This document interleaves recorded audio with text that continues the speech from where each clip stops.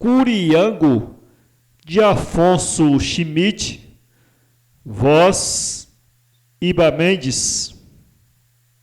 Todos os anos, ao aproximarem-se as festas de junho, fazia-se uma subscrição para o balão dos presos. Era uma grande colheita de moedas. Ninguém deixava de levar o seu tostão ao escritório dos jornais. Uns para ver o nome em letras redondas, outros por um nobre desejo de proporcionar horas de distração aos encarcerados. No ano passado, a subscrição rendeu quase o dobro das anteriores. Por isso, as pessoas que até então faziam o aeróstato de São Pedro com papel de seda ordinário, resolveram fazê-lo de sólido papel manilha. Foram 15 dias de uma quase alegre faina. O papel chegou ao pátio no fardo de 5 resmas, comprimido por estreitas fitas de aço. Toda a gente viu, tomou o peso, esmiuçou, fez comentários. O Mateus, que estava preso por ter matado a mulher a machadadas, era o rei da festa. Exultava, delirava, dava ordens. Zezinho, meu nego, vá buscar a taideira para cortar os ferros. Curiango, velho, anda daí que tu tá criando ferrugem nos joelhos. O Zezinho era ladrão. O Curiango era um pretinho magro, pequeno, ágil e forte como um macaco. Tinha vadiação na massa do sangue. Nascera ao acaso. 2 vadios encontraram-se num prédio em obras, alta noite, escura como um caldeirão de asfalto. O instinto atraiu-os e eles se entregaram um ao outro sem se terem visto. Talvez ele fosse uma dessas gatas físicas que a gente vê arrepiadas sobre as platibandas dentro do disco imenso do plenilúnio. O caso, porém, é que Curiango nasceu dessa hora de brutalidade. A sua mais afastada recordação de criança apresentava-o entanguido, chorando na soleira de uma porta. Depois recordava-se de uma vida nômade pelos arrebaldes, na camaradagem ociosa dos mendigos e dos cães. Muita vez, passando pelas chácaras ricas, invejou a sorte dos bulldogs, cuja profissão indecorosa é guardar a propriedade dos outros. É que eles moravam em casinholas de madeira e tinham sempre à altura do focinho, curto e rombo, uma panela de cibo. Passaram os tempos. Como era natural, os divertimentos públicos exerciam sobre ele uma fascinação de bico auê sobre besouro. Tanto andou à volta de um circo que acabou sendo admitido como empregado para tratar dos animais. Corrido pelos homens, acabou por ser estimado pelas feras. O tigre, por exemplo, tornou-se para ele dócil e meigo como um cão. Obedecia-o cegamente. À noite, no pátio fechado por altos muros, quando a magnólia etérea da lua derramava sobre a terra o seu luminoso perfume azulado, ele abria a porta da jaula e punha-se a saracotear com o tigre. Quando o proprietário do circo veio a saber, chicoteou-o. Depois de atirar o chicote para o lado, teve uma ideia: apresentá-lo como domador no próximo espetáculo. Seria um acontecimento. Domingo à noite, quando chegou a hora de exibir as feras, em lugar do antigo domador, apareceu Curiango, com um belo dolmã azul algodoado de ouro. Na carapinha trazia um gorro turco, vermelho, com uma bola tão grande que parecia a bombalina de um cortinado. Já não se chamava mais Curiango. Era Mr. Pot, jockey tártaro e rei dos domadores, sucesso de Londres, Paris e Nova York. Infelizmente para ele, toda a gente o conhecia. O povo que se exprimia no anfiteatro descobriu debaixo da pele de Mr. Pot o patusco do Curiango. E se alguém duvidasse, lá estava o antigo domador, despeitado para denunciá-lo com uma verdadeira claque de moleques assalariados para estragar o número. O nome de Curiango partiu do antigo domador e circulou de boca em boca. Uma gargalhada brutal estremeceu o teto de lona, repuxando as cordas. Mr. Pot, atemorizado, entrou na jaula do tigre. O animal, ao avistá-lo, deitou-se aos seus pés, espolinhando-se com satisfação. O público sentiu-se roubado, vendo aquele moleque das ruas solicitar a sua admiração, exigiu os mesmos aplausos concedidos a artistas de renome mundial. O domador demitido pôs-se a assobiar desesperadamente, com 2 dedos entalados na boca. E rompe uma tremenda pateada que sacudiu o circo inteiro. Começaram a voar chapéus, bengalas, cadeiras, tudo, do anfiteatro para a arena. Todos urravam. Assobios agudos furavam o ar. Uma balbúrdia. Viu-se então uma coisa espantosa. Curiango sentiu em sua alma primitiva o desejo de vingar-se daquela gente. E medula que era, foi do desejo ao fato sem hesitar. Abriu a porta da jaula e deu saída ao tigre. Este precipitou-se na arena, espantado para a própria liberdade. Operou-se rápida mutação no público. Um silêncio de esmagamento sucedeu à tempestade de apupos. A fera pôs-se a girar pela arena indecisa. Um homem soltou um grito espantoso e entrou de subir pelas cordas que escorriam do teto. Foi o grito esperado. A ele se seguiu uma debandada louca. Homens pisavam mulheres e crianças. Fugitivos que, a correr, tropeçavam nos paus da arquibancada, embolavam-se na serragem da arena. Alguns caíam no mesmo lugar e a multidão desvairada pisava-os.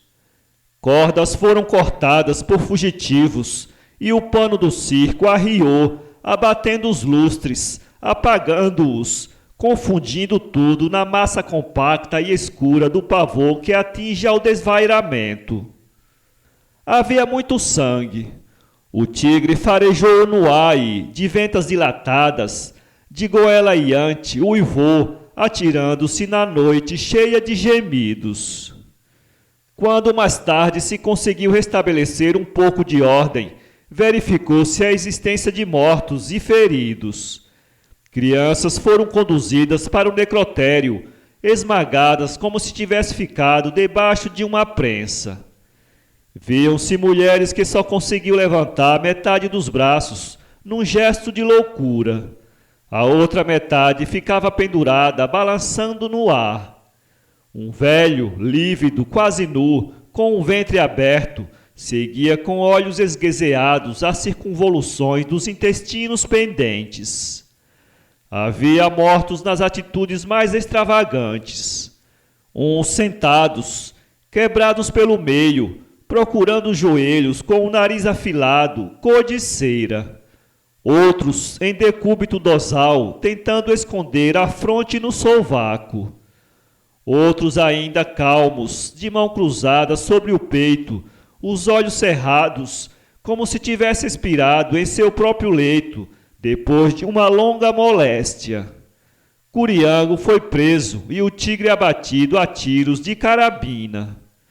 Muita gente ainda se recorda desse júri sensacional em que eu fui um dos 12 juízes de fato. Apesar do meu voto que absolvia o pretinho, foi ele condenado a muitos anos de prisão. Nos seus primeiros meses de cárcere é que o encontramos na penitenciária, mudo e trágico, como se fora a sombra de um condenado há muito falecido e que ali tivesse ficado esquecida entre os 4 muros do estabelecimento de reclusão. No dia de São Pedro à tarde, o balão foi alçado no ar.